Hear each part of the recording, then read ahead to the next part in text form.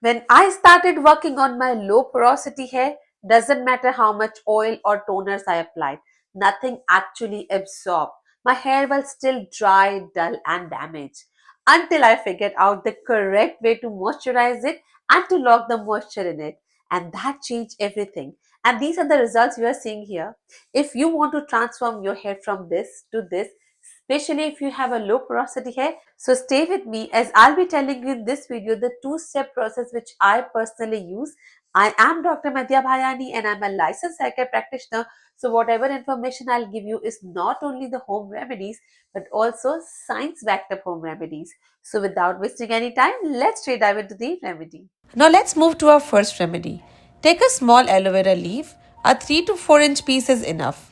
If you're using the fresh one, make sure to soak it overnight in the water so that the yellowish resin comes out. That resin can sometimes irritate the scalp, so we always remove it. For the low porosity hair, aloe vera is a real game changer. It contains enzymes that help break down product buildup, slightly open the cuticles, and allow the moisture to penetrate inside the hair shaft. This means your hair can finally absorb the hydration that normally just sits on the surface. Now, cut off the edges of the aloe vera, slice it down the middle, and scoop out the gel. Blend the gel in a blender until smooth and then strain it carefully to get only the liquid juice. Straining is important so the thick pulp doesn't clog the spray bottle nozzle. In a separate bowl, add half a cup of rose water. Rose water is excellent for low porosity hair because it balances the scalp pH, reduces dryness and itching, and improves the blood circulation to keep the hair follicles healthy. Next, pour in the strained aloe vera juice and mix well. Now, add a few drops of lavender oil. Lavender oil has proven benefits for the hair growth. It increases the blood flow in the scalp, reduces the dandruff and fungal infections too. And also it strengthens the root. Mix everything thoroughly and store it in a dark spray bottle. A dark bottle is very important because it protects the essential oils and active ingredients from the sunlight, preventing them from oxidizing, so your remedy stays fresh and effective. Now let's move on to our second remedy. For this one, I'm starting with shea butter. Here I'm using authentic African shea butter and you can see it has this thick, creamy texture. Shea butter is rich in fatty acids and vitamin A and E, which make it deeply nourishing for the scalp and hair.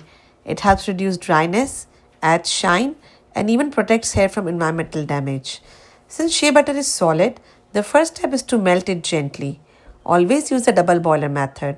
Place your shea butter in a heat-safe bowl, then put that bowl over a pot of hot water. This way the butter melts slowly without losing its nutrients, unlike direct heat which can damage its properties.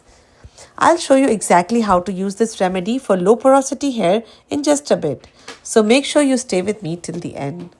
Once the shea butter has melted, add 1 tablespoon of jojoba oil. Jojoba oil is very close to the natural sebum our scalp produces, so it balances the scalp oil production, keeps it hydrated without the greasiness, and strengthens the hair shaft. It also helps the shea butter spread more easily since jojoba oil is lightweight. Mix this well and now add 1 tablespoon of aloe vera gel. Aloe vera gel provides hydration, soothes the scalp, and helps reduce buildup. If you don't have store-bought aloe vera gel, you can use fresh aloe vera leaf gel. Just blend and strain it like we did in the first remedy. Mix again until you get a smooth consistency. Now you might be wondering, why are we using shea butter for low porosity hair when it's so thick? Here's the key. When used alone, shea butter can sometimes sit on top of low porosity hair because the cuticles are tightly closed. But when we melt it and combine it with lighter oils like jojoba plus aloe vera and rose water, the consistency becomes lighter, easier to absorb, and actually helps seal in the hydration instead of just coating the hair. This way, shea butter turns into a nourishing blend that low porosity hair can benefit from. Finally, add 1 tablespoon of rose water. This not only balances the pH of the mixture but also makes the texture smoother and gives a refreshing effect for the scalp. Mix everything well and your second remedy is ready. Now comes the main part, which is your application. To apply, you should always start with the water-based spray. Why?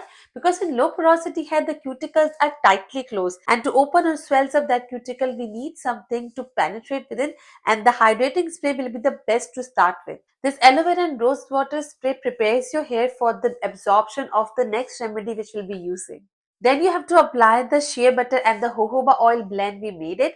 This will act as a sealant and it will not let the moisture or hydration go out of your hair, and it will lock the moisture within your hair, which is what all we need. So remember, spray first and oil second.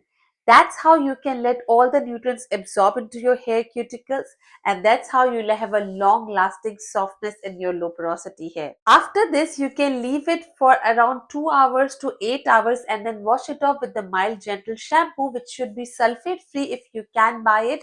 And also after the shampoo, let your hair get dry a bit and then you can use the rosemary water.